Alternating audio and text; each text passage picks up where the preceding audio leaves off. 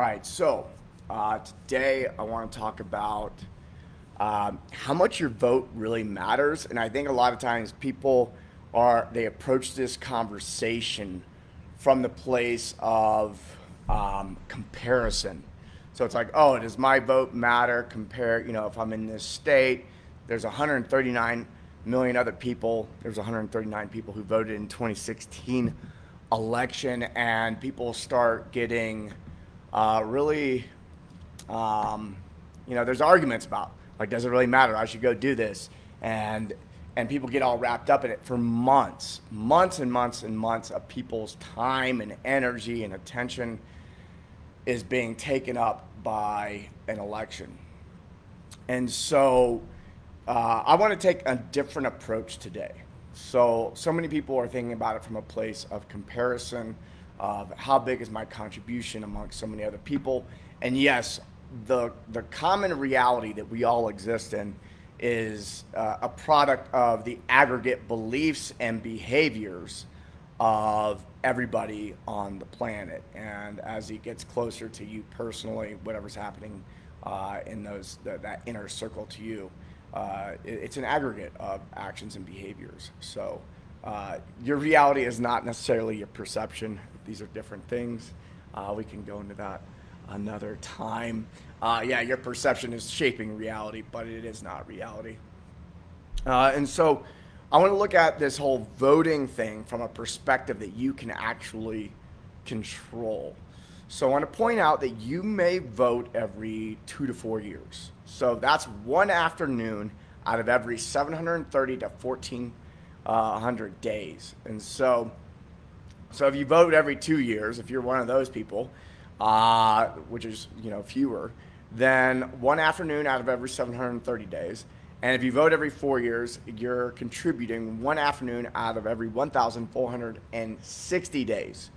So what I want to know is, what are you doing the other 729 days of the year, or of the election cycle, or the other 1,459 days? And is that the only contribution you have? I mean, think about how much attention this voting thing is getting, and where's your attention outside of that?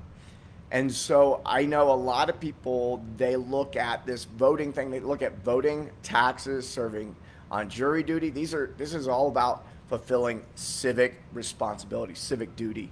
And I think it's really sad that civic duty has been put in this really small box of only when you are collaborating with government are you fulfilling civic duty, when in fact the behaviors that you're eliciting and taking on from day to day is having a much bigger impact on not only your reality but the aggregate reality of everybody on the planet. And yet so much importance gets put on that. And so if your only contribution to society is when you're voting, paying taxes, and serving on jury duty, is you're likely more of a burden on society than a contribution. And the truth is we have more people who are a burden than a contribution in society right now. It's exactly why things are the way they are. If there was more people who were being a true good contribution to society and there were fewer people being a burden, we wouldn't necessarily be in the situations that we are right now. And so one of the things that's been really bothering me a lot of times, I log onto my phone, anytime I'm getting hit with ads constantly about voting, and not even necessarily, it's not even about voting for a particular candidate, it's just this really big importance on voting. And the reason it's bothersome is because I really think that it's really important for government, for everyone to buy into government, right? So if everyone stopped buying into how the authority of government and that it's there to do stuff for them and take care of them and creates all this stuff that may not necessarily be true. I think government takes a lot of credit for things it's not actually doing, uh, is if people stop believing in it, then it loses its power. And so, um, and the average person, they really believe that their contribution of voting is making a bigger difference in the world than it actually is. Because when we look at all the good that's done in the world, it's rarely done by government, and in fact, it's a lot of bad things happen. So, when we need to be careful when we contribute our time, energy, attention to government, because it is so powerful in some ways, but not powerful in the ways that we want it to be.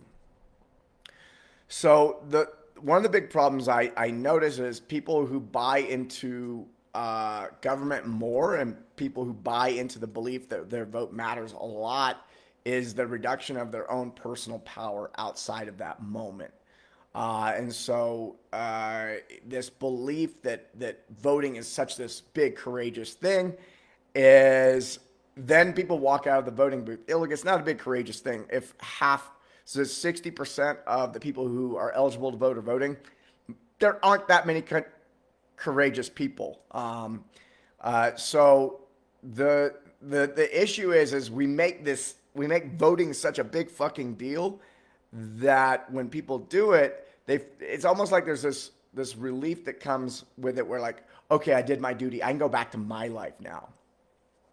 And so my concern becomes, are we putting so much importance on this that that we actually give ourselves a pass for being full of shit on our actual contribution in the world, and our actual positive contribution. So I want to talk about how your civic responsibility extends way beyond voting, and your civic responsibility extends way beyond government. People are associating these two things. Let's separate these two things out.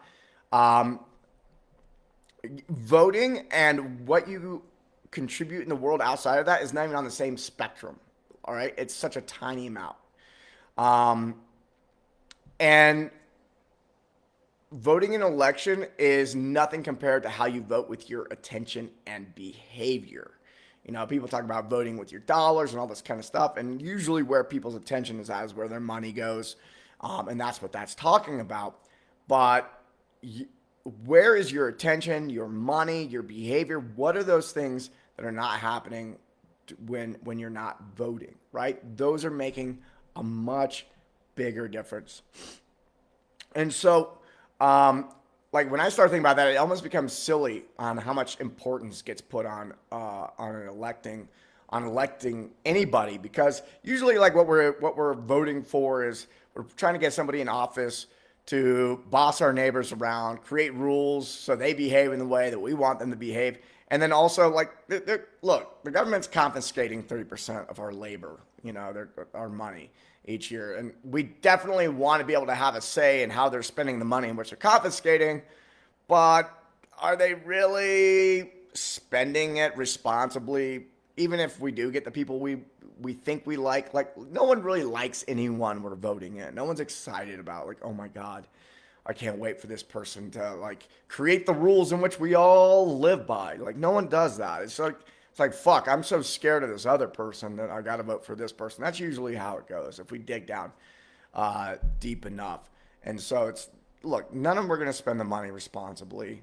Look, we got to take it upon ourselves. So if you want real contribution, if you want real civic responsibility, it's a two-step process. 2 steps. That's it. Very simple, not easy. All right. So step one, you must take 100% responsibility for your own life.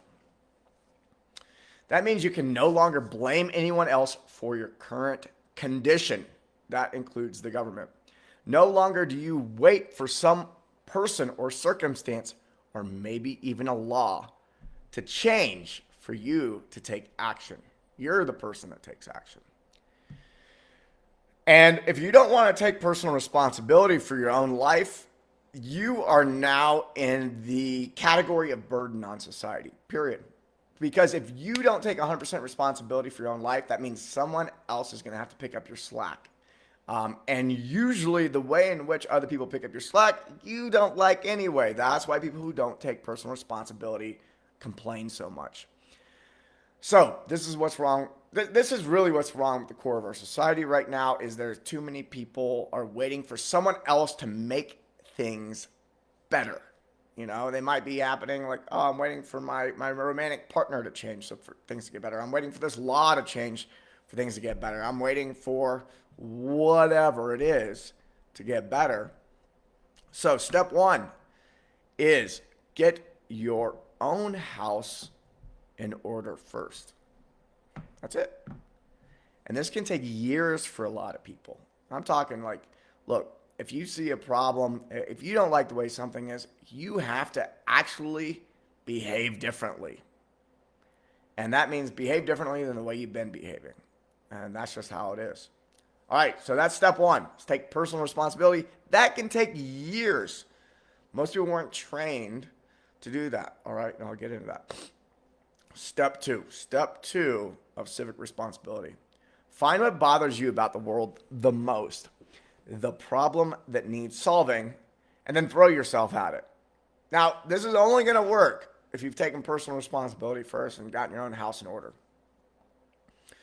Make it your job. You know, if you are working at a company that is spraying pesticides, or you're working at a liquor store or a bar or whatever, and you want the world to be better, really like look at yourself. I'm using those examples because if I were working those jobs, it would be in direct, it would be in direct competition of my attention and behavior for the difference I want to see made in the world. So make it your job. So many people are so scared about, oh, I don't want to I'm afraid to quit my job and do what I really want to do, which is make a difference in the world because of the money and the health insurance and all this bullshit. And that's because you haven't gotten your own life in order first. You haven't taken true personal responsibility. So if you are making those excuses, personal responsibility is your job right now. So take a good, hard look at it. And if you're very confused about this and you feel very torn inside and all that kind of stuff, shoot me a DM. This is what I do. This is why we have the programs that we have. Take a hard look at your life where you're personally contributing to the problem or solving it. Get into conversations with others about how to solve the problem. All right. So you got your own shit in order. You're throwing yourself at it. Start finding there are other people that think that this is a problem too and who want to take direct action, real change. And real solutions come from action. All right. I'm going to give you a hint. Making real change in the world is not about begging people in government to change a law or force someone to behave a certain way. It's about inspiring others to behave a certain way. And it takes action from you yourself. If you see a problem with something, what are you going to create in order to make a difference? So this may be hard to swallow. And most people, like when I say, hey, going to the government and begging for them to make the change is not the answer. Look, everyone's been trained. Most people have been trained to do that. Most people have been trained to be obedient first. You went to school. Your parents taught you to be obedient. You were taught obedience over following your own conscience. All right. And so you got to know that. You got to know that you were trained to be obedient. So most people were trained to be obedient first. They were taught to do what you're told and wait for permission. All right. Very few people were taught to be proactive. Very few people, someone said remove t-shirts, or I don't know what that means. Very few people were taught to be proactive and be critical thinkers and be problem solvers. Most people were just taught to follow the rules because solving a problem means that you're not going to follow the rules and you're not going to be. And so this whole idea of obedience and following the rules and all this stuff is actually hindering us. All right. We need to be teaching people how to follow their own conscience. So Um, so know that that's what you're up against. If you went to school, if you went to especially like a public school or a private school, then you were trained to follow orders. You were trained to be obedient. You were not trained to solve problems. You were not trained. So you actually are starting over anew. Give yourself some grace. Give yourself some grace here. All right. So, um, if you really are going to help solve a problem in the world, you're going to be directly involved in the solution. Expecting the government to take care of it, that is part of the problem. And look, contributing to a charity, it's a little bit better. It's a little bit better. It's usually like just it's more of like a conscience thing for a lot of people. I'm not saying it's for everybody. If you have a lot of money, you're contributing to a charity that's doing real good. Awesome. And yeah, charities are. I think charities could be doing a lot better if the government was taking a little less. Just saying. Um, the best ways to do it is direct contribution. Voting with your time, energy, heart, mind, and action is best. That is where you make the biggest difference. And I want you to ask yourself, who are you being in the world? Um, and does your civic responsibility extend beyond the voting booth? Thanks for joining me today for my little rant.